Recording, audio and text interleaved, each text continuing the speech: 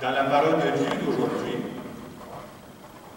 on nous amène à réfléchir pour savoir qu'est-ce qui est grand, qu'est-ce qui est important à nos yeux, et qu'est-ce qui est petit, qu'est-ce qui est moins important.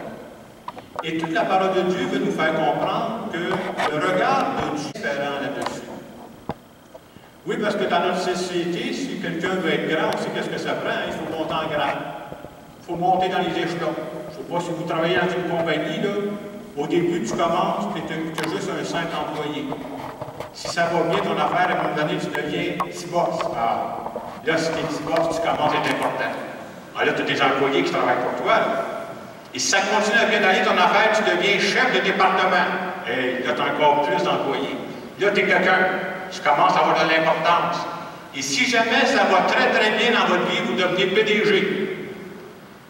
Tous les employés sont à votre service. Là, vous êtes important. Là, vous êtes un grand homme. Là, vous êtes une grande femme. Aux yeux de Dieu, c'est pas clair.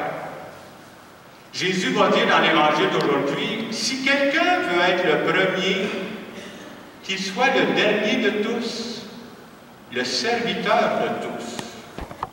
Autrement dit, Jésus nous dit, plus vous allez avancer dans votre vie spirituelle, plus vous allez avancer dans la foi, plus vous allez développer un regard qui ressemble au mien, là, plus vous allez devenir des serviteurs de tous, et en particulier des plus petits. Et pour leur faire comprendre son message, Jésus amène un petit enfant parmi eux et leur dit, si quelqu'un accueille un enfant comme celui-ci en mon nom, c'est moi qui l'accueille.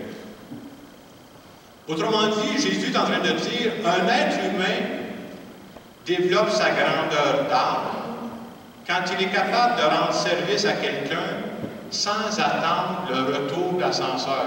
Vous savez, quand on écoutait la commission Charbonneau, il disait « Ah, il y a toujours un retour d'ascenseur. » Un chum, c'est un chum. Le chum ramène de quoi, par exemple? C'est le même qu'il faut que ça marche. Et c'est là qu'on voit de Jésus, ce qu'il nous propose, c'est un esprit de service qui va jusqu'au dépassement.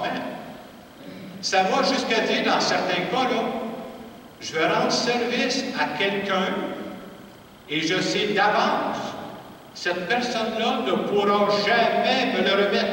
Mais pourquoi tu fais ça d'abord? Quand je suis rendu à cette étape-là, je ne fais plus ça pour mon intérêt à moi. Je fais ça pour le bien de l'autre.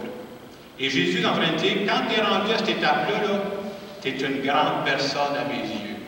Tu as compris que le vrai bonheur, ça passe par le bonheur des autres.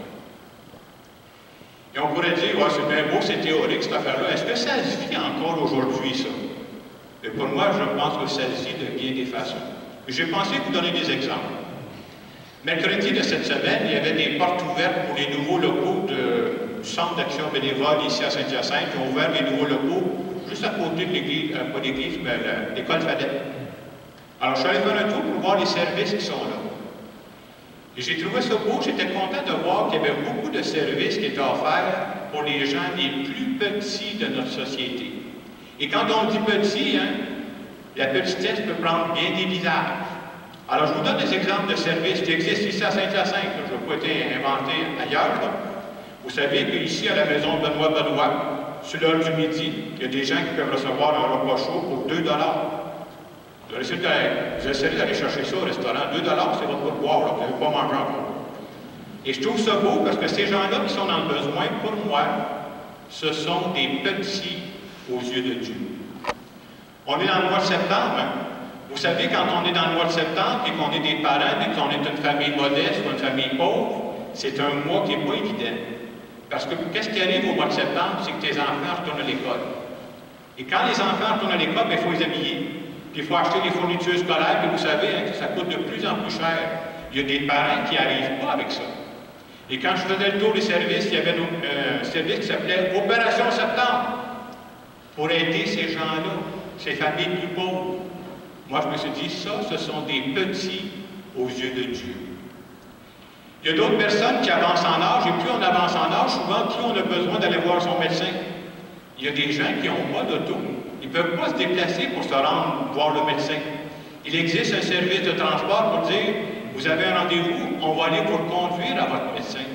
Ces personnes-là qui sont malades, qui n'ont pas de moyens de transport, pour moi, là, ce sont des petits aux yeux de Dieu. Et l'autre service, comme on m'expliquait, vous savez, dans une ville comme Saint-Hyacinthe, il y a de plus en plus de personnes qui vivent seules. Ils sont toutes seules. Vous savez, c'est quoi le danger quand on vit tout seul? C'est de se couper du monde, puis je ne vois plus personne. C'est dans ce temps-là qu'on se décourage aussi. Alors, pour briser cet isolement-là, ils ont prévu des activités pour réunir ces personnes-là, pour leur faire vivre des activités ensemble. Des personnes qui souffrent d'isolement, pour moi, là, ce sont des petits aux yeux de Dieu. Et quand j'ai fini de faire le tour de beaucoup d'autres services, là, je trouvais ça beau qu'il y ait des personnes qui aient pensé à rendre service à des petits comme ça. Et quand on me demande comment tu fais pour voir Dieu dans le monde d'aujourd'hui, et quand je vois des gens généreux qui ont pensé à se soucier des plus petits de notre société, moi je suis sûr que c'est Dieu qui travaille les cœurs. Nous autres, on ne pense pas toujours à Dieu, là, on travaille, mais Dieu a inspiré ces personnes-là. Et on peut être fiers de ça. Donc, dans l'Évangile de la fin de semaine, Jésus nous invite à avoir un souci particulier pour les petits de notre monde. Et cette semaine, j'ai lu un article que j'appellerais d'un vieux sage, de par chez nous. Un vieux sage qui dit à peu près la même chose que l'Évangile dans ses mots à lui. Je pense que la plupart d'entre vous, vous le connaissez, ce vieux sage-là. Il s'appelle le Père Benoît Lacroix. C'est un père dominicain, on le voit de temps en temps à la télévision. Moi, je l'ai vu à l'émission Second Regard. Il est arrivé quelque chose de spécial ces derniers jours. Vous savez ce qui est arrivé dans sa vie, lui, là? Il y a eu 100 ans. Hey, c'est pas rien, ça, hein? Fait qu'il y a une journaliste de la presse, elle a dit 100 ans, ça n'arrive pas tous les jours, elle l'a invité, puis elle a fait une entrevue avec lui. Et quand vous rencontrez un homme sage comme ça, qui a vécu pendant 100 ans, il posait toutes sortes de questions à 100 piastres. Elle dit, c'est quoi le sens de la vie? Vous qui avez vécu 100 ans, vous pouvez commencer à le savoir, là. Et je trouvais ça beau, la réponse qu'il donnait. Il dit, moi, je pense que la vie prend son sens quand on la donne. J'appelle ça l'offrande, offrir sa vie.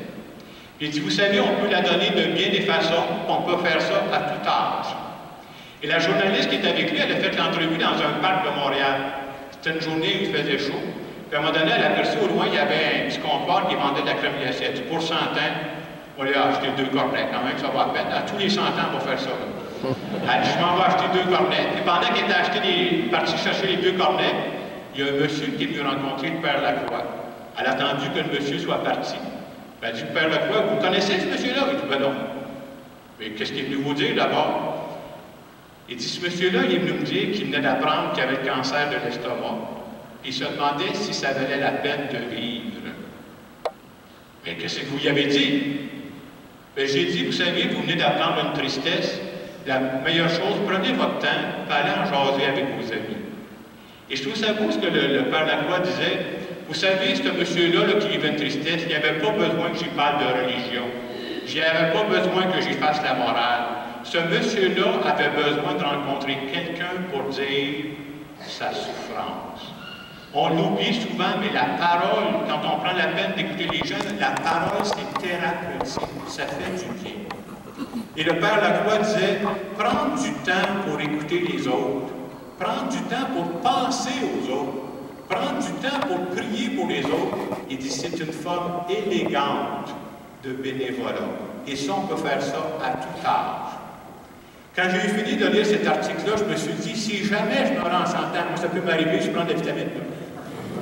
Si jamais je me rends en santé, j'espère que j'aurai autant de bonté dans mon cœur. J'aurai autant de sagesse. En pensant ça, cette semaine, j'ai une invitation à vous faire. Vous êtes tous invités gratuitement, je vous invite à dîner pour mon centenaire. Alors, réservez votre date, c'est le 28 mai 2059. C'est gratis, c'est payé. On ira, je crois, sur Saint-Hubert, je ne sais pas choisir encore. Je vais me mettre l'argent de côté. J'ai pensé qu'on pourrait faire ça sur l'heure du midi, parce qu'à cette heure-là, rendu au souper, il va être fatigué. Je fais des farces, mais vous savez, quand on vieillit, on redevient des petits. On fait l'expérience de perdre nos forces. Puis à certains moments de ma vie, je me rappelle, je disais, hey, là, quand j'étais jeune, là, je me suis occupé de mes enfants, de ma famille. Il arrive un moment donné, tu n'as plus de cette force-là. Et des fois, c'est spécial, hein, les rôles s'inversent. On peut être rendu à l'étape où se dit, c'est mon gars, c'est ma fille qui prend soin de moi. Et si c'était Dieu qui passait par ton gars, et si c'était Dieu qui passait par ta fille pour prendre soin de toi, même à cette étape-là de ta vie. C'est beau de penser à ça. Hein? Dieu a un faible pour les petits. Souvent, quand on pose des actions, nous autres, c'est pas connu par les autres, on a l'impression que c'est pas important. Et toute la parole de Dieu vient dire, les actions que vous posez, que les autres ne sont pas au courant, là, aux yeux de Dieu, c'est super important. Et Dieu vient nous dire ce matin, vous êtes beaucoup plus grand que vous le pensez quand vous posez ces gestes-là pour des petits. Je vous aime comme ça, vous avez du prix à mes yeux. Et ce matin, à travers cette célébration, on va dire à Dieu, on voudrait garder en nous, je ne sais pas combien d'années, je vous souhaite tous de faire des centenaires, mais d'abord vous allez venir au mien. Mais j'espère que jusqu'à la fin de notre vie, on aura toujours ce goût d'être bon, ce goût de manifester de la bonté, spécialement aux gens les plus petits qui seront autour de nous. Prenons le temps de le dire à Dieu dans notre cœur.